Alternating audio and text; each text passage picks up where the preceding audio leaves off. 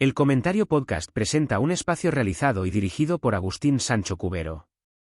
La luz del sol acariciaba con una suavidad antigua y dorada los inmensos campos de naranjos que abrazaban el humilde pueblo de Paterna en la provincia de Valencia, un lugar donde el tiempo parecía transcurrir con una lentitud sosegada, mecido por la brisa cálida que llegaba desde las aguas tranquilas del mar Mediterráneo. Corría el año 1921, una época de esperanzas sencillas y de trabajos duros en la tierra, cuando en el seno de una familia trabajadora y modesta vio la luz por primera vez un niño llamado Antonio, un ser que llevaba en su mirada profunda y soñadora el reflejo inconfundible de esos cielos azules y despejados, que cubrían su tierra natal. Desde sus primeros pasos por las calles sin pavimentar de su localidad, el pequeño mostró una sensibilidad especial, una capacidad asombrosa para observar los detalles más íntimos del comportamiento humano, deteniéndose a contemplar los gestos de los ancianos que descansaban al sol, las risas francas de las mujeres que lavaban la ropa y los juegos interminables de los chiquillos que correteaban tras una pelota de trapo.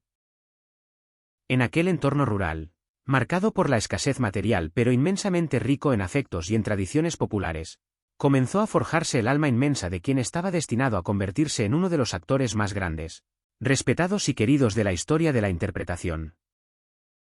El aroma dulzón y embriagador del azahar en primavera se quedó grabado para siempre en su memoria sensorial, acompañándole en los momentos más solitarios de su futura madurez, sirviendo como un ancla invisible que le mantenía unido a sus raíces, a su identidad más profunda y verdadera, sin importar cuán lejos le llevaran los caminos inciertos del arte y de la vida. La infancia transcurrió entre los juegos infantiles y la escuela, pero pronto las nubes oscuras de la intolerancia y el odio cubrieron el cielo radiante de su juventud. El estallido de la Guerra Civil en el año 1936 marcó un antes y un después en la existencia de toda una generación de españoles, rompiendo los sueños de millones de personas y sumiendo al país en una profunda y dolorosa oscuridad. Antonio, siendo apenas un adolescente en pleno despertar a la vida, tuvo que enfrentarse a la brutal realidad del conflicto, al miedo constante, a las ausencias inexplicables y al hambre que se instaló como un huésped no deseado en la inmensa mayoría de los hogares. Aquellas vivencias traumáticas, aquel sufrimiento colectivo que desgarró el tejido social de su entorno, dejaron una cicatriz indeleble en su corazón, pero también le dotaron de una empatía extraordinaria, de una comprensión profunda del dolor humano, una herramienta emocional que años más tarde utilizaría con una maestría inigualable para dar vida a personajes marcados por la tragedia, la soledad y la derrota. Con el final de la contienda y el inicio de la dura posguerra, la necesidad de asegurar un futuro estable y de ayudar a su familia se impuso sobre cualquier aspiración artística que pudiera albergar en su interior. Siguiendo los consejos prácticos de sus mayores, decidió estudiar magisterio, buscando en la noble profesión de maestro de escuela un refugio seguro, un sueldo fijo que aliviara las penurias económicas que asolaban a la sociedad de aquella época gris y silenciosa. Durante un tiempo, las aulas de tiza y pizarra fueron su mundo, tratando de transmitir conocimientos y valores a unos niños que, como él en su día, habían crecido rodeados de carencias y de miedos. Sin embargo, la semilla del arte, ese veneno dulce e incurable que se instala en la sangre de los verdaderos creadores, había germinado ya en lo más profundo de su ser y se negaba a ser silenciada por la rutina de las clases y las correcciones de exámenes. El teatro aficionado, las pequeñas representaciones locales, los poemas recitados en la intimidad de su cuarto, todo ello alimentaba una llama interior que crecía día a día, hasta hacerse absolutamente incontrolable y devoradora. Llegó un momento de inflexión, un instante de claridad meridiana en el que comprendió que no podía seguir huyendo de su verdadero destino, que su lugar no estaba frente a un encerado, sino sobre las tablas de un escenario, bajo el calor asfixiante de los focos, entregando su alma a personajes de ficción para encontrar, paradójicamente, su propia verdad. Con una mezcla de terror y de ilusión desbordante, tomó la decisión más difícil y valiente de su existencia. Abandonó la seguridad del magisterio, se despidió de su amada tierra valenciana con lágrimas en los ojos y emprendió un viaje lleno de incertidumbres, hacia Madrid, la gran capital, el centro neurálgico de la cultura, el lugar donde los sueños de los aspirantes a artistas se convertían en deslumbrantes realidades o se estrellaban cruelmente contra el muro de la indiferencia. El Madrid de los años 50 no era un lugar acogedor para los jóvenes soñadores sin recursos económicos ni contactos influyentes. La ciudad, todavía marcada por las cicatrices arquitectónicas y morales de la guerra, ofrecía un panorama teatral vibrante pero tremendamente competitivo, dominado por las grandes compañías y los actores consagrados. Los primeros años de Antonio en la capital fueron un auténtico calvario. Una sucesión interminable de pensiones heladas en invierno y asfixiantes en verano, de comidas frugales, de rechazos continuos en las pruebas de selección y de largas caminatas por las calles empedradas buscando una oportunidad que parecía no llegar nunca. Pero su determinación era inquebrantable. Poseía una fe ciega en su talento y una capacidad de trabajo sobrehumana que le impedía rendirse ante las adversidades. Poco a poco, a base de tesón, de paciencia y de una humildad asombrosa, empezó a introducirse en el ambiente teatral, aceptando papeles diminutos, sustituciones de última hora, trabajos como figurante, cualquier cosa que le permitiera respirar el polvo sagrado de los escenarios y observar de cerca a los grandes maestros de la escena española. Su físico, que no encajaba en los cañones tradicionales del galán romántico, se convirtió paradójicamente en su mayor ventaja, ya que le permitió acceder a una galería inmensa de personajes de carácter, hombres comunes, seres marginales, individuos complejos y llenos de matices que requerían de una profundidad interpretativa que muy pocos actores poseían. Su voz, grave, cálida y perfectamente modulada, capaz de transmitir las emociones más sutiles con una simple inflexión, empezó a llamar la atención de los directores más prestigiosos del momento. El teatro clásico le abrió sus pesadas puertas y le permitió demostrar su enorme valía, participando en montajes memorables que recorrieron toda la geografía nacional en aquellas precarias y entrañables compañías de repertorio que viajaban en autobuses desvencijados por carreteras polvorientas, llevando la magia de la cultura a los rincones más olvidados del país.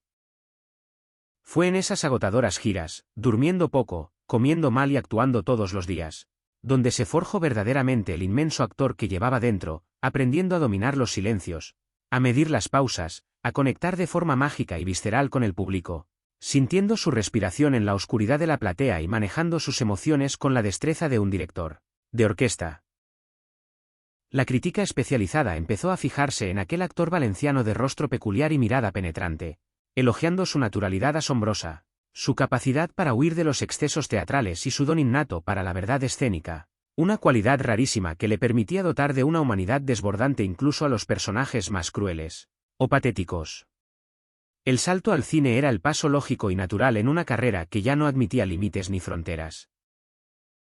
Las cámaras cinematográficas, temidas por muchos actores teatrales por su capacidad para desnudar las falsedades y magnificar los errores, se enamoraron de inmediato del rostro de Antonio.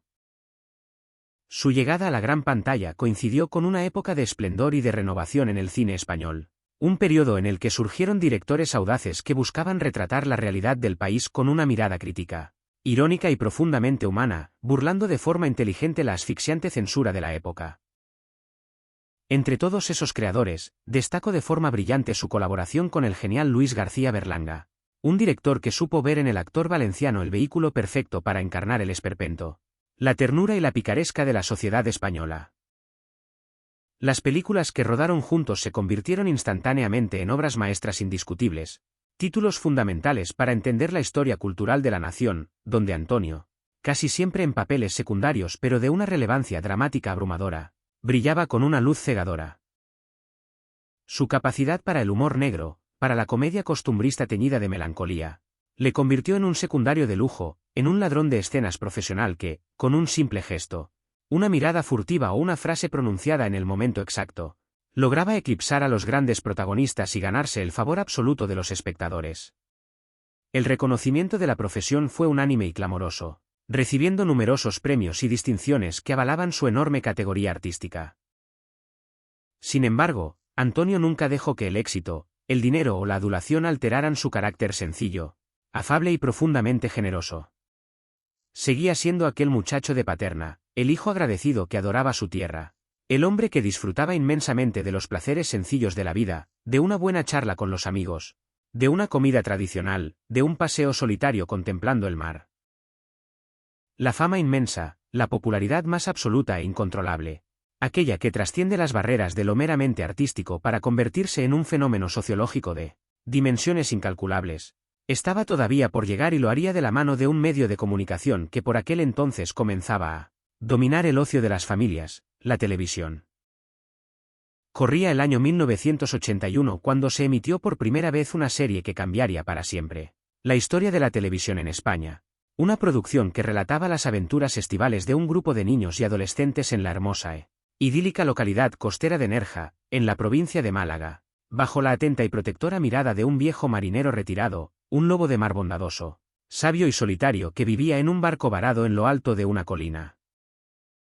El personaje de Chanquete cayó en las manos de Antonio como un regalo del destino, pero también como una inmensa responsabilidad. Desde el primer día de rodaje, el actor se mimetizó de tal forma con el papel que las fronteras entre la ficción y la realidad parecieron disolverse por completo. Con su barba blanca, su gorra marinera, sus camisas de cuadros y su acordeón melancólico, Antonio no interpretó a Chanquete, Antonio se transformó en Chanquete, dotando al personaje de una ternura infinita, de una autoridad moral indiscutible y de una humanidad tan desbordante que traspasó inmediatamente la pantalla de los televisores para instalarse de forma permanente en el corazón de millones de españoles. El éxito de la serie fue algo jamás visto hasta entonces. Un acontecimiento nacional que paralizaba el país cada tarde de domingo, reuniendo abuelos, padres y nietos frente al televisor en un ritual de comunión colectiva. Chanquete se convirtió en el abuelo que todos los niños deseaban tener, en el amigo sabio que escuchaba sin juzgar, en el defensor incansable de la naturaleza, de la libertad y de la amistad verdadera. La repercusión de la serie alcanzó unas cotas emocionales indescriptibles con la emisión del trágico episodio, en el que el viejo marinero fallecía. Aquella tarde, España entera lloró lágrimas reales por un personaje de ficción, un llanto colectivo que reflejaba la inmensa pérdida de un referente afectivo insustituible. Las revistas publicaron portadas enlutadas, los niños acudieron al colegio con los ojos hinchados por el llanto, y la figura de Antonio quedó irremediablemente unida para el resto de la eternidad al nombre de Chanquete. Esta inmensa popularidad, si bien le reportó el cariño infinito de un país entero, supuso también una pesada carga para un actor de su calibre, una sombra alargada y gigantesca que amenazaba con oscurecer y borrar de la memoria colectiva sus décadas de brillante trayectoria en el teatro y en el cine, reduciendo su inmenso talento a un solo personaje, por muy maravilloso que éste fuera. El encasillamiento fue un precio muy alto que tuvo que pagar, pero lo asumió con la misma dignidad y caballerosidad que habían caracterizado toda su existencia, consciente de que había logrado el sueño máximo de cualquier artista: alcanzar la inmortalidad a través de la emoción popular. A pesar de la sombra del viejo marinero, la carrera de Antonio reservaba todavía momentos de gloria insuperable, episodios de justicia poética que vendrían a reivindicar su inmensa grandeza actoral ante los ojos del mundo entero. El año 1982 marcó un hito histórico inolvidable no solo en su vida, sino en la historia de la cinematografía española. De la mano del director José Luis García, protagonizó una película intimista, profunda y conmovedora sobre el exilio, la memoria, el amor perdido y la nostalgia del regreso, una obra maestra titulada Volver a empezar, donde interpretaba a un escritor enfermo que vuelve a su tierra natal para despedirse de la vida y de sus recuerdos de juventud.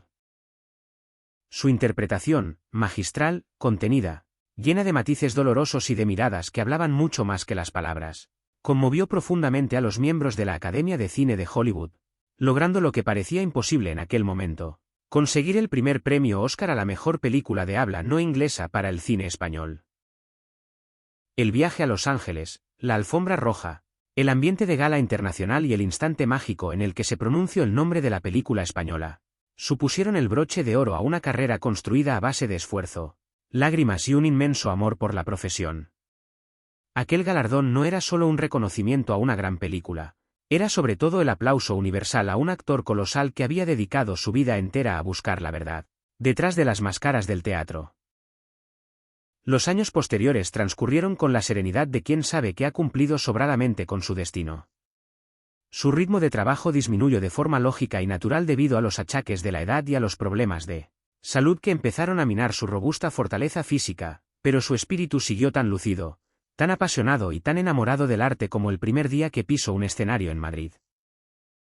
Los reconocimientos institucionales, los homenajes, las medallas y los nombramientos como hijo predilecto se sucedieron sin pausa, honrando en vida a una figura clave de la cultura nacional, pero él jamás perdió la perspectiva ni se dejó arrastrar por la vanidad. Su refugio, su único y verdadero santuario en los últimos años de su existencia, fue su querida tierra valenciana, ese lugar del que nunca se había marchado del todo en su corazón. Allí, rodeado del afecto incondicional de sus familiares, de la admiración sincera de sus paisanos y del murmullo constante de ese mar Mediterráneo que había acunado sus primeros sueños infantiles, encontró la paz necesaria para afrontar el último acto de su vida. Contemplando los atardeceres de fuego sobre las aguas tranquilas, recordando los aplausos que resonaban en teatros lejanos, los rostros de los compañeros de profesión que se habían marchado antes que él, y el cariño desbordante de millones de desconocidos que le consideraban parte de su propia familia, Antonio Ferrandis se fue apagando lentamente, con la misma dignidad y el mismo silencio con los que un gran actor abandona el escenario cuando cae el telón definitivo. El año 2000 marcó su despedida física de este mundo, provocando una inmensa conmoción en toda la sociedad, una ola de tristeza profunda que recorrió de norte a sur todos los rincones de un país que sentía que perdía, más que a un actor extraordinario, a un hombre bueno, a un ser humano excepcional que había utilizado su inmenso talento para repartir belleza, consuelo y comprensión entre sus semejantes. Su legado no se puede medir únicamente en premios, en metros de película revelada o en horas de televisión emitidas. Su verdadero legado, el más hermoso e imperecedero de todos, reside en la memoria imborrable de todas aquellas personas que alguna vez se rieron a carcajadas con sus genialidades cómicas, que lloraron desconsoladamente con sus dramas profundos, que sintieron la llamada de la libertad al escuchar el acordeón de un viejo marinero en las playas soleadas de Andalucía, y que descubrieron, gracias a la magia infinita de su arte interpretativo, que la grandeza del ser humano reside, precisamente, en su infinita y maravillosa vulnerabilidad. La eternidad de los grandes artistas se construye sobre el recuerdo afectivo de las generaciones que les sobreviven, y en ese sentido, el alma de aquel niño que soñaba bajo los campos de naranjos perfumados de azahar seguirá viviendo para siempre en la retina y en el corazón de un público que se niega a olvidarle, demostrando que la verdadera inmortalidad no es otra cosa que ser amado por aquellos que no nos conocieron personalmente, pero que sintieron nuestro espíritu latiendo intensamente a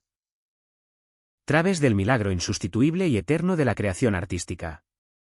Espacio realizado y dirigido por Agustín Sancho Cubero. Gracias por su atención. Hasta la próxima edición del programa.